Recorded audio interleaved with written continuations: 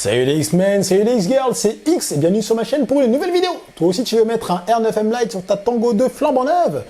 Eh bien cette vidéo est faite pour toi. Je vais t'expliquer comment mettre ta radio à jour pour qu'elle accueille la baie multiprotocole développée par TBS.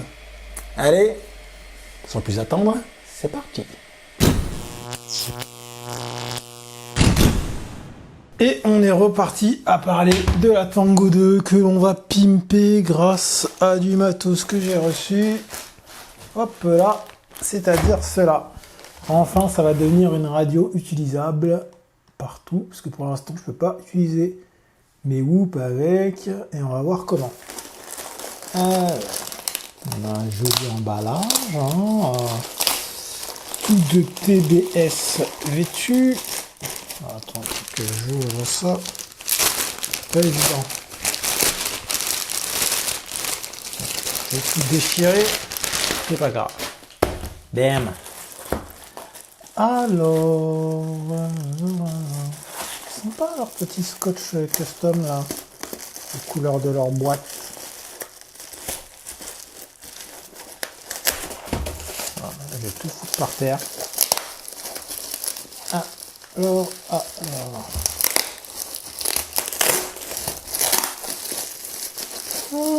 Ça déballe. Une galère à déballer des colis.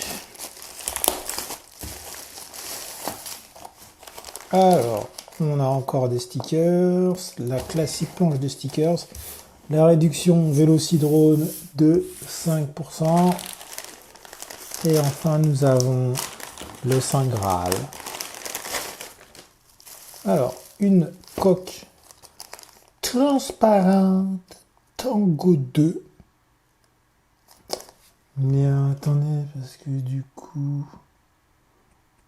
Ah ouais, non, le numéro de série n'est pas écrit sur l'étiquette. Bon, donc on a deux étiquettes.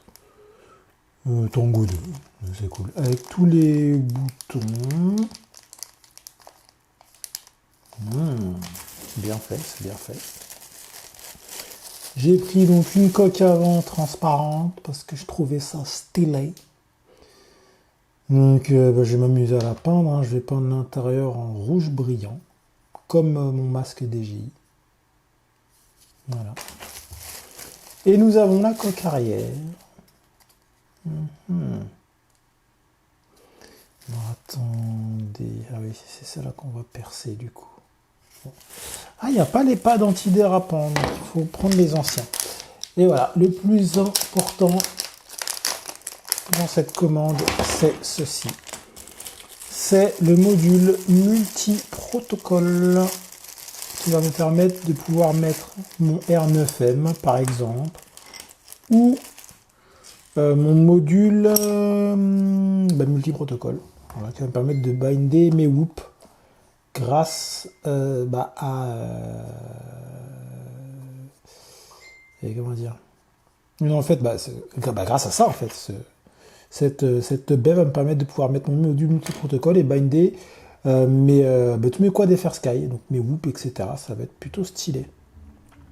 Alors du coup, c'est un peu rien l'étiquette parce qu'elle va être cachée par ça de toute façon. Donc en fait, on s'en fout un peu, non? Alors ce qui est un peu chiant, c'est que je vais devoir percer par moi-même un trou pour faire passer la languette à ce niveau-là. L'avantage c'est que la languette, enfin cette nappe qui est ici, l'avantage c'est qu'effectivement avec la coque transparente, ça va être plus simple de faire la fente qu'il faut. Donc voilà, c'est pas mal, c'est pas mal, c'est pas mal. Tac, ça va venir se passer comme ça. Donc on a de double face 3ème ici. On va venir fixer là-dessus. Du coup, c'est même pas nécessaire que je mette l'étiquette. Définitivement, ça va servir à rien. Ça va servir à rien. Mais voilà, un petit peu comment va se dérouler le bricolage.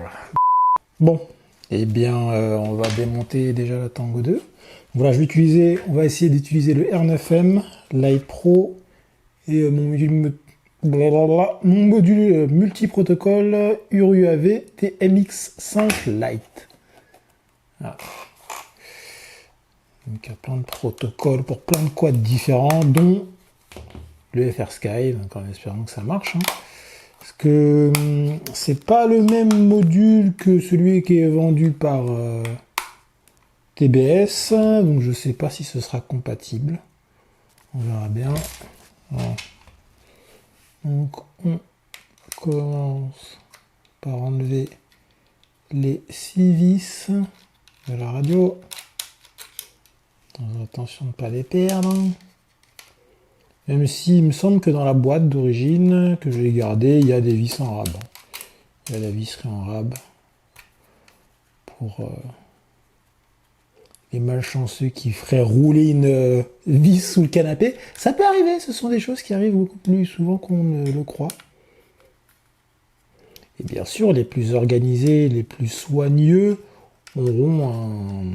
Je sais même pas comment ça s'appelle, mais vous savez, l'espèce de récipient aimanté là, dans lequel on peut mettre les vis quand on bricole. Et moi, comme je suis un mec à l'arrache, je n'ai pas ça. Je me sers tout simplement de ma table. Vous avez vu que j'essaye de vous choyer un petit peu, hein, mes petits abonnés. J'ai plus ma vieille table dégueulasse que j'avais depuis 10 ans, qui a fait la guerre. Je me suis racheté une jolie table basse, toute belle, pour que vous puissiez avoir un joli fond quand je vous fais des vidéos. Et pas une table rincée, qui est en fin de vie. D'ailleurs, j'ai quasiment fini la déco de mon salon. Donc on va essayer d'en profiter, hein, de faire des intros et des outros un peu plus sympathiques que dans les dernières vidéos où j'avoue que c'était tellement souk chez moi que c'était un peu à l'arrache. Je sais pas pourquoi il y a toujours une vis qui fait chier. Attendez, à moi je l'ai déjà enlevé celle-là, je sais plus. J'essaie de me mettre en face de la lumière pour voir quelle vis j'ai oublié et je ne vois absolument rien. Donc là, c'est pas pratique. Ah non, non, non. C'est bien cette vis-là qui reste et qui veut pas venir. Je ne sais pas pourquoi. Très chiant, ça. Ah. Elle était juste trop bien serrée. J'ai fait du zèle au dernier remontage. Je l'ai serré comme un porc. On veut trop bien faire. Hein. Voilà ce que ça donne. En tout cas, ce qui est cool avec la nouvelle case, c'est que j'ai des boutons rab. C'est bien. Si un jour je les abîme ou quoi, j'aurai du rab. C'est toujours cool le rab. Moi, j'aime bien. Alors, hop. C'est vrai qu'elle est vraiment facile à démonter, cette petite radio.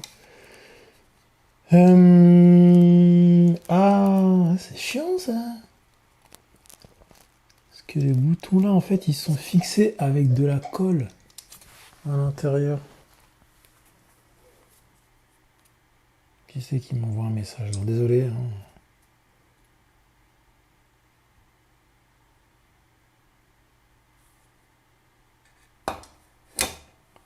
Merci.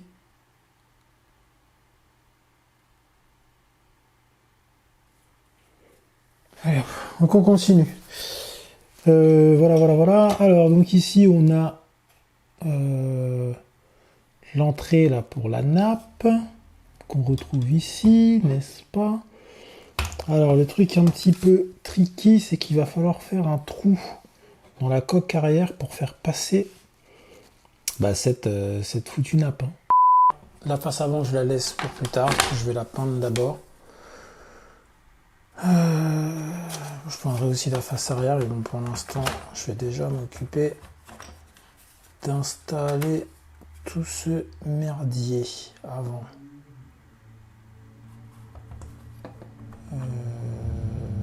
Donc, on va peut-être déjà mettre en place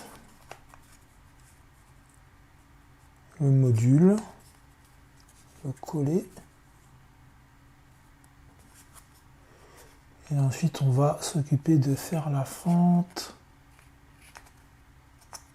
pour la nappe.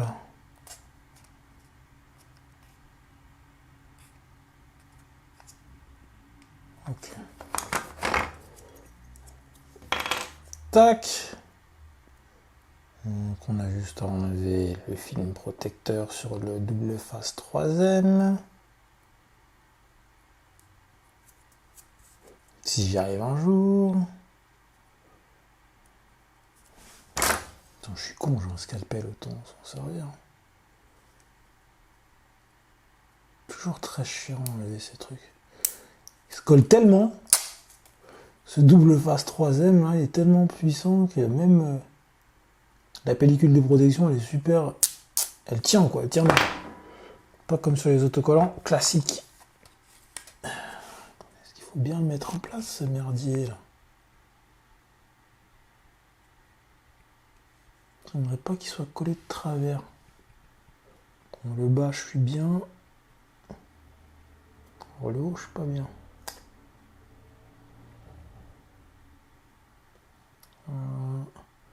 C'est le genre de truc sur lequel je suis perfectionniste. Alors qu'il y a plein de trucs pour lesquels je suis pas du tout. Comme mes builds qui sont à l'arrache. Mais ça, par contre, ça me stresserait qu'il soit pas centré parfaitement. Et je suis en train de faire de la merde. Forcément, pendant que je dis ça, je fais n'importe quoi.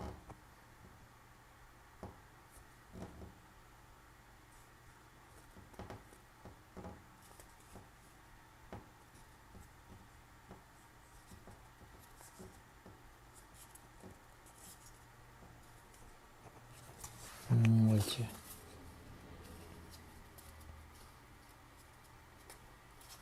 Voilà. Je peux bien coller le bordel. On est droit. Bon, alors maintenant, ça va être le truc chiant. Il faut que je mette. Faut que je mette n'importe quoi. Que je fasse une fente à ce niveau-là pour faire passer la nappe.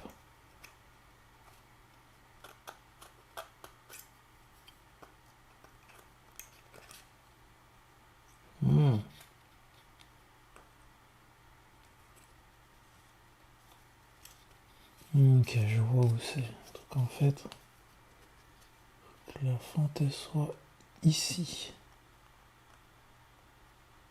Entre les deux espèces d'ovales là qu'on voit sur la coque. Sur la Tango normale aussi, on les voit ici. Ah bah, c'est même carrément matérialisé. C'est ici quoi. Vous avez peut-être même déjà prévu le coup depuis la version 1. C'est fou quand même. C'est quand même fou, je trouve. Ils sont forts les mecs. Bon, donc ici là. Je me fais chier à le faire au scalpel, mais vous pouvez très bien le faire voilà, Dremel en la faisant tourner pas trop vite. Même, franchement, au fer à souder, je pense que ça se fait aussi. Hein. Ça sera très bien au fer à souder. Hop, voilà, au final j'ai fait le trou avec mon fer à souder, c'était plus simple. Donc on relève le petit loquet pour mettre en place la nappe ici. Voilà.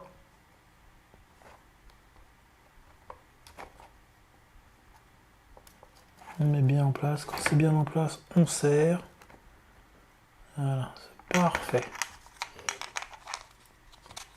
Hop. Il n'y a plus qu'à venir mettre en place correctement le petit circuit électronique. Hop. On remet le cache et on a livré avec deux petites vis. Voilà, tête en croix là. Hop. Et on vient. Un tournevis trop petit. Un embout trop petit. Hop, et on vient tout simplement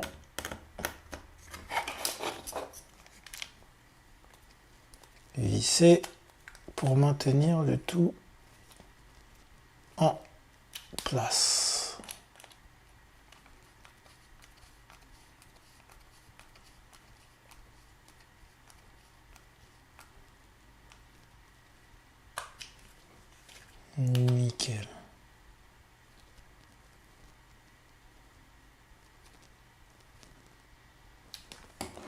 Parfait. Donc là, on est bon. Hop. Je fais pareil ici. Je viens lever le petit loquet.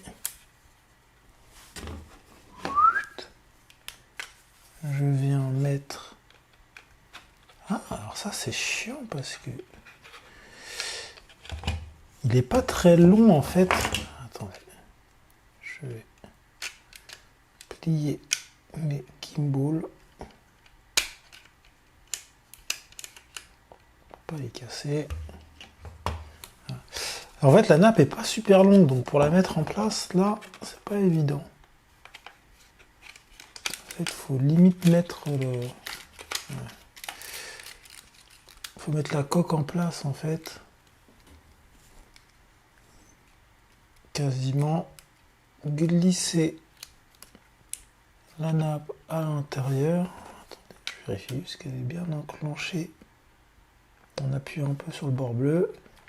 Rabattre. Alors, je me fais chier parce que j'ai laissé la batterie. Hein. Vous pouvez très bien enlever la batterie, ce serait même peut-être plus simple. Mais entre nous, j'ai la flemme. Donc, je fais 100. Et voilà. Alors là, c'est mis en place. Et là, je viens de me rendre compte que j'ai fait une grosse boulette.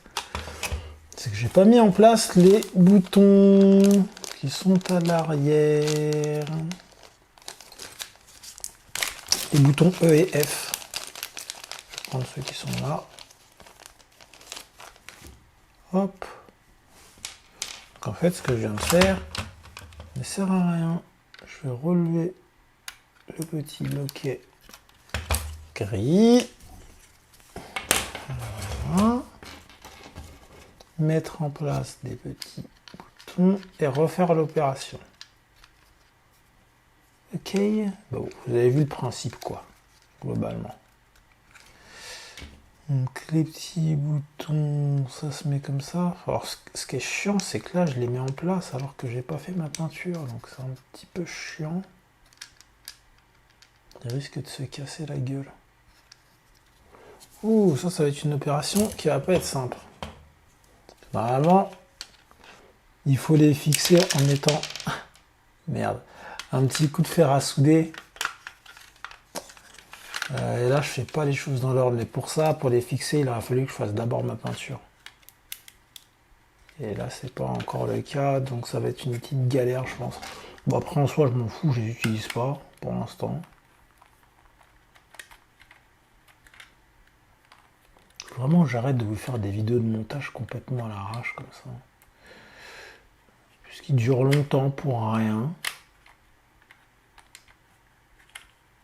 Mais bon, en même temps, ça fait partie un peu du folklore de la chaîne. Voilà, je vous fais des longs métrages.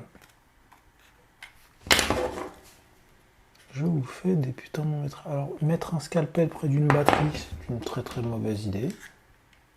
On est bien d'accord.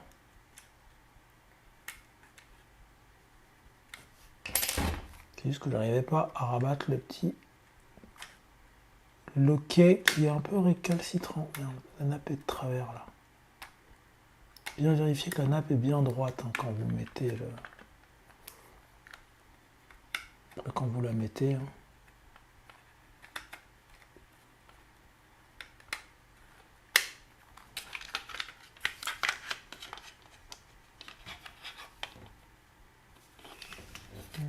Ça me semble pas trop mal.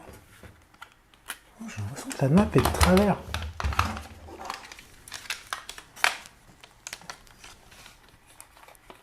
Attendez, je vais recommencer. On va prendre le temps, n'est-ce pas, de faire les choses bien, même si je suis pressé de pouvoir voir si ça marche avec mes whoops.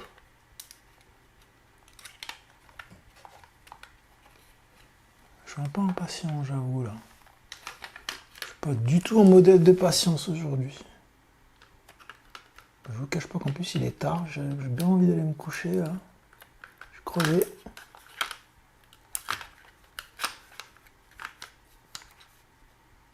Oh putain, c'est de travers. Je galère aujourd'hui, c'est dingue, ça. J'arrive pas à le mettre droit.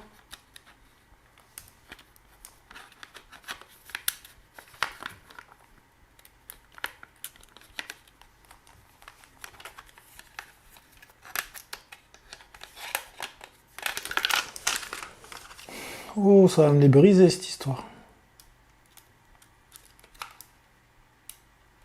Les gars, c'est même pas mettre une nappe électronique, c'est grave.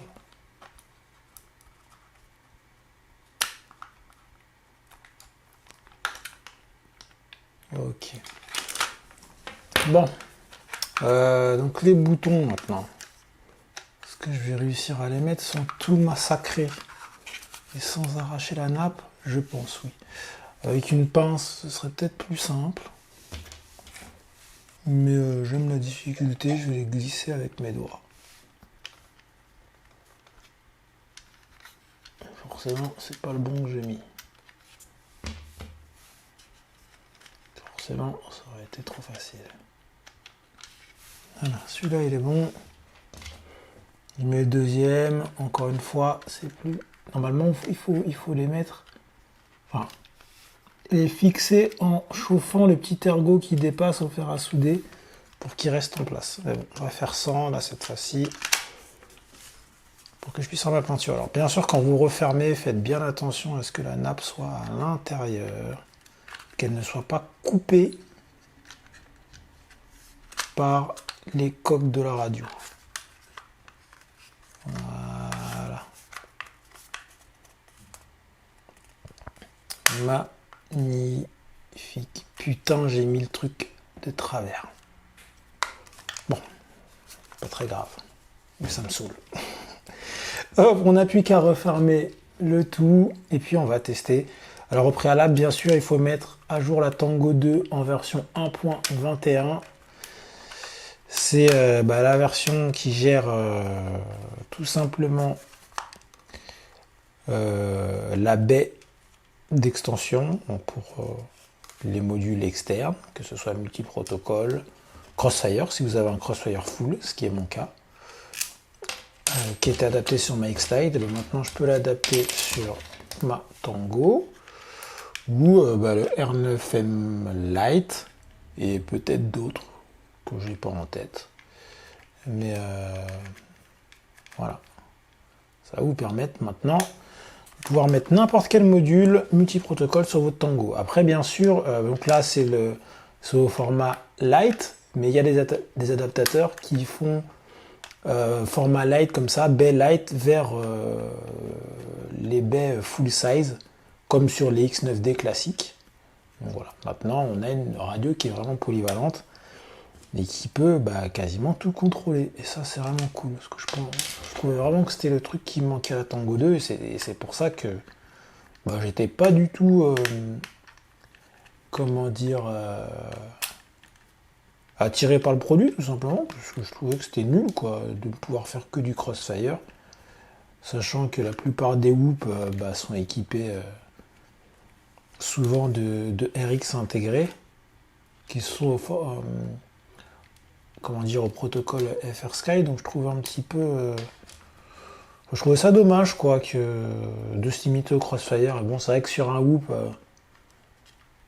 à 80 balles, mettre un récepteur Crossfire à, je sais même pas combien ça coûte, mais ça coûte plus de 30 balles, quoi, de mettre un récepteur Crossfire qui coûte quasiment la moitié du prix du whoop.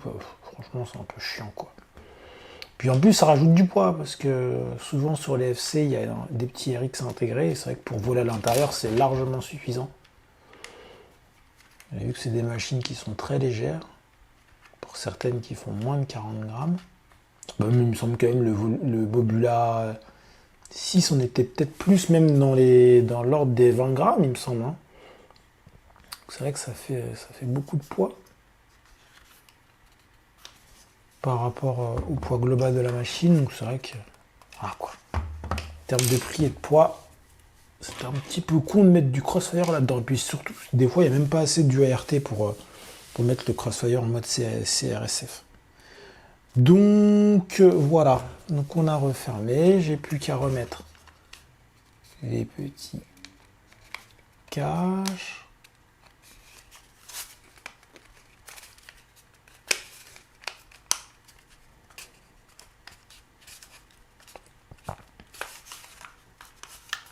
Hop. Alors, je sais que je râle beaucoup là-dessus, mais c'est vrai que les grippes ne servent pas grand chose, hein, ça grippe que dalle. Et c'est dommage.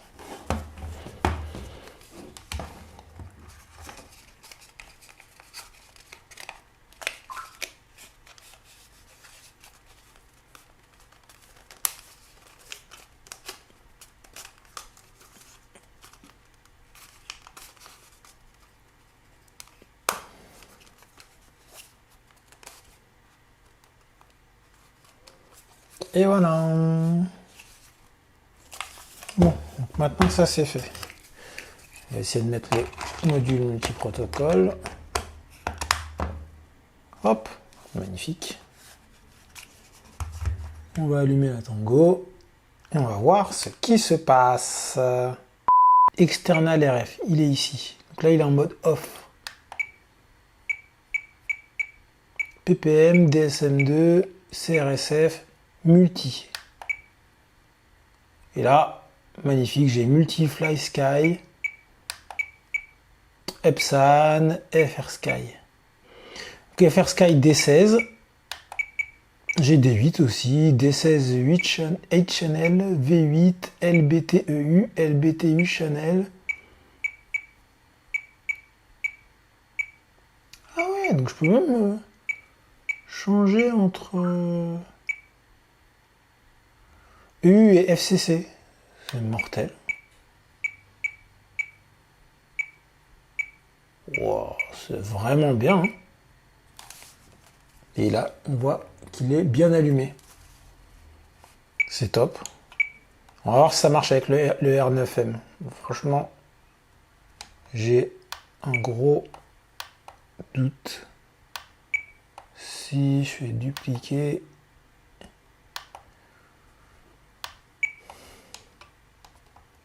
Et celui-là, on va essayer de l'appeler R9. Hein. On va juste mettre un R, on s'en fout pour l'instant.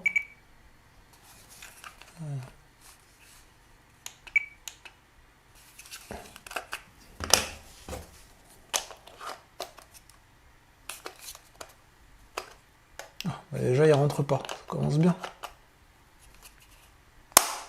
Il rentre difficilement. Alors, on va regarder.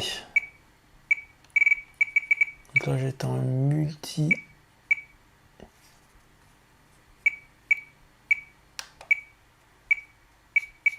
J'ai S-Bus, multi, CRSF, papa. Bon, ben, j'ai pas le R9. Hein. J'ai pas le R9M. Ils l'ont pas implémenté, les petits salauds. C'est moche. Ils l'ont pas implémenté.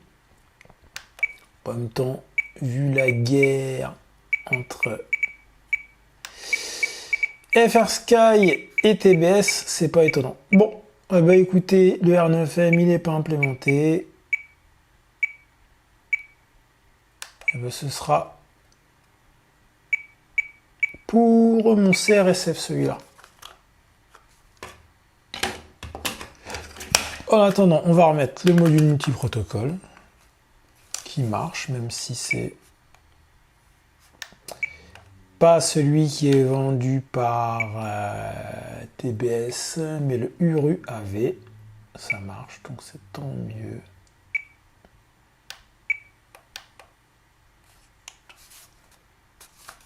Voilà. Et puis on va, je vais prendre mes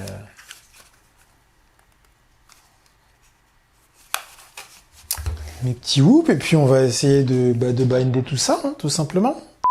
Bon, voilà, j'ai bindé deux petites machines sur la mémoire D8. Normalement, tout fonctionne. Donc si je mets la petite batterie, hop, ce sont deux quads qu'on va tester très bientôt sur la chaîne. J'attendais que la radio fonctionne. Voilà, pour pouvoir les tester.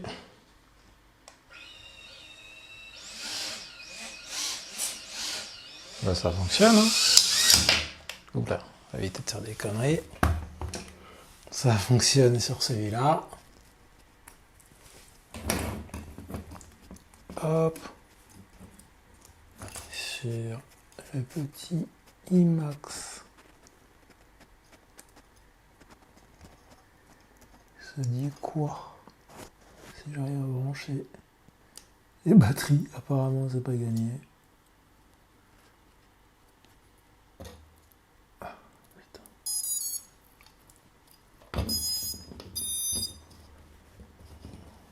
J'arrive à les mettre correctement. Hop.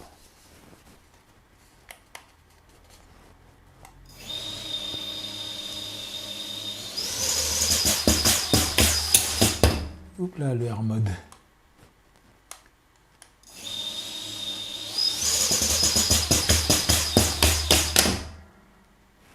Bon, le Air mode il est un peu violent, hein, ça rebondit. Mais ça marche. Hein.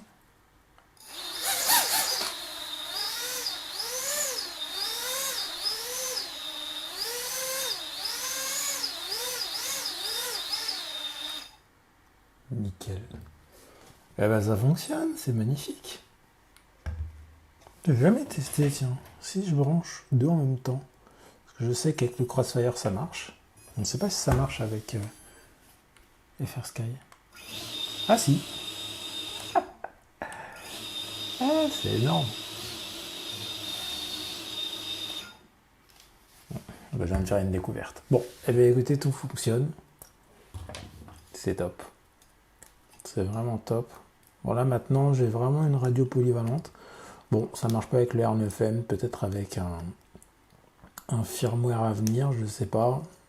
Peut-être pas parce que TBC FR Sky c'est un peu la guerre. Mais en tout cas, ouais non, ça fonctionne. Franchement c'est cool. Hein. C'est vraiment cool. Je suis content. Là je peux enfin piloter tous mes quads. Ça fait vraiment plaisir. Voilà, voilà.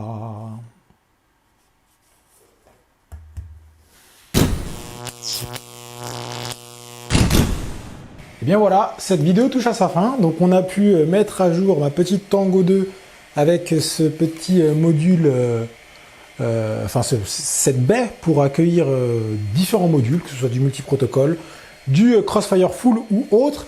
Il me reste cette petite coque là à customiser pour faire ma radio. Donc voilà, assembler la face avant transparente avec la face arrière transparente que je vais peindre de l'intérieur pour avoir un joli rendu. J'ai des quads à tester. Il y a le Mobula 6 HD, le UZ65 de chez Banggood, le IMAX Freestyle aussi qui est là. Enfin, j'ai plein de petits quads à tester, donc qui vont être testés avec la Tango 2 et le module multiprotocole. On va voir ce que ça donne. En tous les cas, c'est cool. Maintenant, on a enfin une vraie radio, un truc polyvalent. Voilà. On n'est pas que fermé au Crossfire, et c'est vrai que pour les whoops, c'est plutôt cool. Surtout quand on fait, comme moi, des reviews et qu'on a plein de quads avec des récepteurs différents, c'est vrai qu'avoir un module multiprotocole qui marche, c'est vraiment pratique. Donc là, c'est vraiment cool, ça devient vraiment intéressant. Donc on va tester tout ça. J'espère que cette vidéo vous a plu, que mes explications ont été intéressantes, claires et précises. Si c'est le cas, n'hésitez pas à lâcher un petit pouce bleu, un petit like, n'hésitez pas à mettre un commentaire, et surtout, je ne sais pas parler aujourd'hui, c'est dingue. Je recommence, n'hésitez pas à mettre un commentaire, et surtout, si vous n'êtes pas abonné à la chaîne, abonnez-vous. Voilà, soutenez un peu la chaîne, ça fait toujours plaisir de voir que la communauté grandit. Et puis encore une fois, si vous avez des questions à me poser, parce qu'il y en a de plus en plus, désolé, mais je ne peux pas vous répondre par Facebook directement ou par Instagram, parce qu'il y a trop de monde à gérer. Intégrez le groupe Facebook qu'on a créé donc pour répondre à vos questions, tout simplement, puis communiquer plus facilement. Le lien est dans la description de la vidéo. Voilà, je vous dis à très bientôt pour de nouvelles vidéos et portez-vous bien. Salut!